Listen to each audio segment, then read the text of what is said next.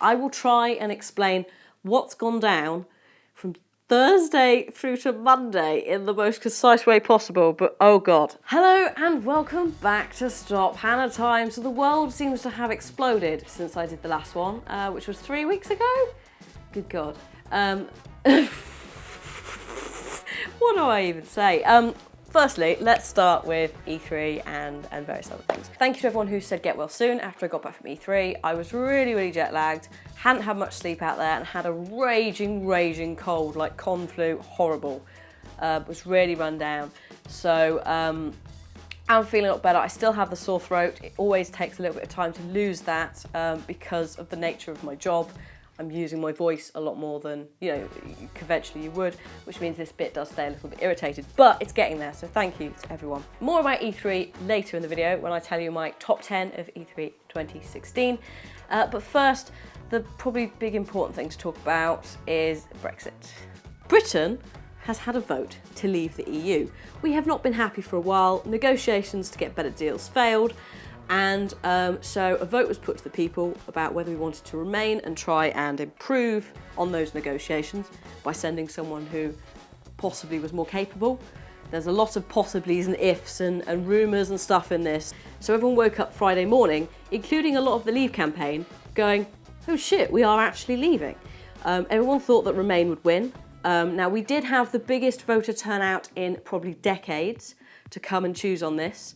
And there were very clear divisions across the population over what people wanted. So, for example, younger members of the population, it was 75%-ish voted to remain of that younger population, so 18 to 25, something like that, that sort of age range. But then the older people, so like 60 plus, mainly voted to leave. Now, obviously, they've been in the EU longer than we have, so their experiences have to be taken into account. And they're aware of obviously what promises were promised right at the start and whether the EU has actually kept up on any of that. As with all politics, fear and lies and just sort of evasions kind of came to the forefront. And sadly, one of the big things of the Leave campaign that a lot of people voted for was funding for healthcare, which various figures were bandied about and various figures ended up not being correct and also not happening. Now, you can argue in the comments all you want about the NHS thing, but and how Farage doesn't speak for the Leave campaign, but Ian Duncan-Smith has come out as well, who is part of the Leave campaign, and has said that the NHS will not be getting £350 million, despite the fact it was on all their battle buses. Anyway, so there's things like that. There's things like immigration may not actually be controlled, which was another thing the Leave campaign were quite big on. They were like, yep, we're fed up of people, like we want the ability to set our own rules about who enters the country. We want to be able to control those numbers because they're getting out of hand. And fair play to them on one hand, but on the other hand, anytime you talk about immigration, it means you also have very, racist and xenophobic tones that always end up coming into play, whether it's intentional or not. We have varying parties in the UK, such as the BNP, Britain First, and EDL, I think they're called as well, the English Defence League, all of which have very strong, very strong opinions about immigrants and people who are not British, to the point that over the weekend, people who have been born and bred in Britain, who are Muslim or look different, by different I mean not white, or even actually white Europeans are being targeted as well, it's just if they know, are being shouted at to go home.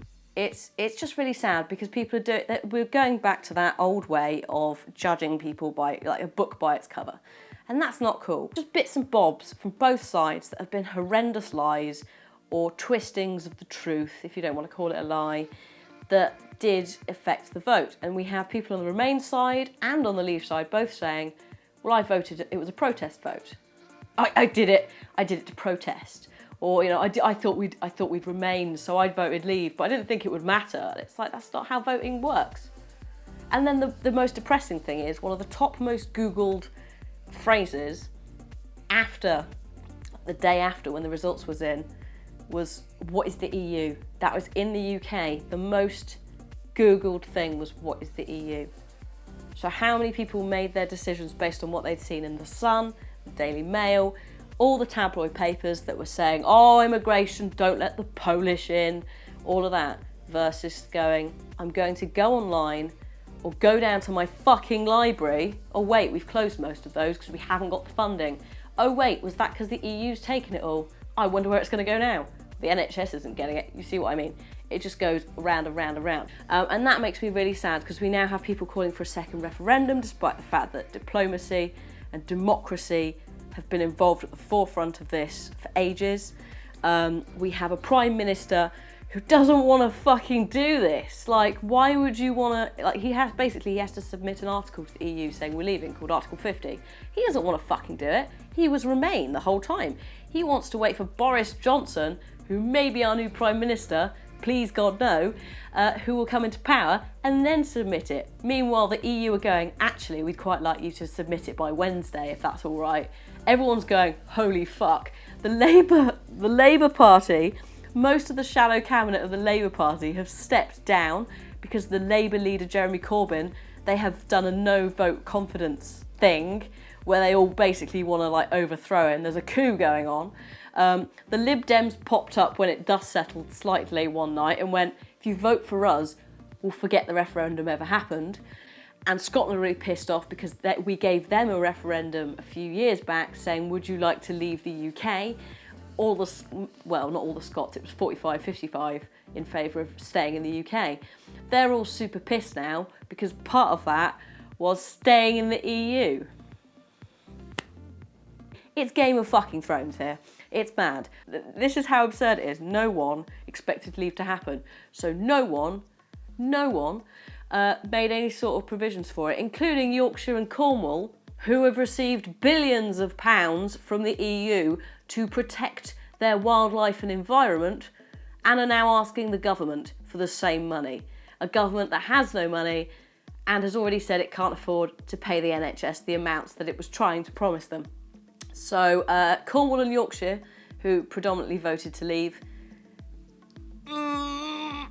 good luck, but good luck. I think we'll leave it at that. Good luck. And I will state again, just as a final word, I am not saying that one side or the other are bad people. There are bad people on both sides. Sadly, as I said before, the Leave side, there has also been levels of racism because those groups have been attracted towards the concept of keeping them out. But that does not mean that all Leave people are racists in any way, shape or form. I do get both sides, but I do think we may end up shooting ourselves in the foot. The main thing here is the fear of the unknown. So that's what's going on in the UK currently. The UK, the United Kingdom. Ha! I should probably just say Britain, Great Britain, that's even worse. Make Britain great again. Lol. Yeah, so it's all unknown currently. But I hope that's answered the question for those of you who are going, what is Brexit? What is going on? It's a little taste. If you want to know any more, go and look at the BBC. The BBC have got reasonable coverage of all the stuff that's gone down. Yeah. Moving on, let's talk about something that's much nicer and happier and good times. You guys liked The Forest, so we're going to try and film more. However, the save game buggered up. And we may have buggered up the save game for the second attempt because actually it turns out you all have to save. One person, the host, can't just save and then load it. It seems to break it. So I think they're working on it. But we have recorded some more. We've done some different stuff. We went and did a little sail. Maybe we'll go back in the caves again next time. Also Sherlock with Kim, if people really enjoy that, then we'll continue. I don't know.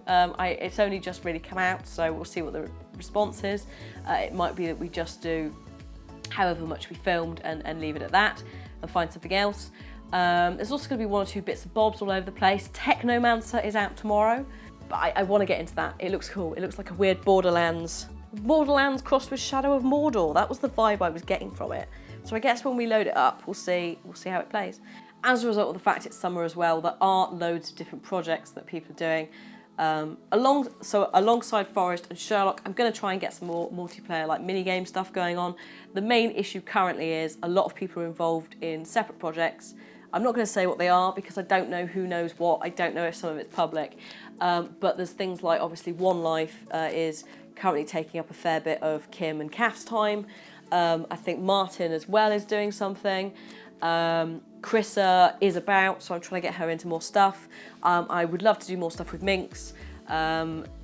And there are a few other people that I have yet to reach out to, such as Laura, who I'm pleased to say her surgery has gone very well, and get her in after she's recovered to play some stuff. So there's definitely loads of people that I want to do multiplayer with, but currently certain people are a bit busy, and I am actually possibly doing something next week as well, which means I'm not around. So it's all over the place currently. When I can do more multiplayer, I definitely will, but it may sort of start and stutter a bit here and there until things calm down, because obviously it is the summer, so people are having holidays, or this is when a lot of games developers start reaching out and asking people to do things. It's also when we're all warming up for events, and then also all the major retail at the end of the year, so people are a little bit not available, but I will see what I can do. The idea is it's going to be varied. I hope you remember that personally everyone is welcome into the UK. I couldn't give a flying fuck where you come from, so long as you know, come and be nice, and you know, it's supposed to be like one happy family. We're supposed to be a melting pot of culture in Britain. Like, we colonised so many places that come the fuck on, you can't expect to be complaining when they colonise us back. And yeah, I personally, you will always be welcome. I don't give a fuck what country you come from. So, you know, just remember that. And also everyone who went to Pride as well. Like, good job. I hope you had a nice Pride as well. And yeah, I'll see you guys soon. Thank you for watching. Bye bye.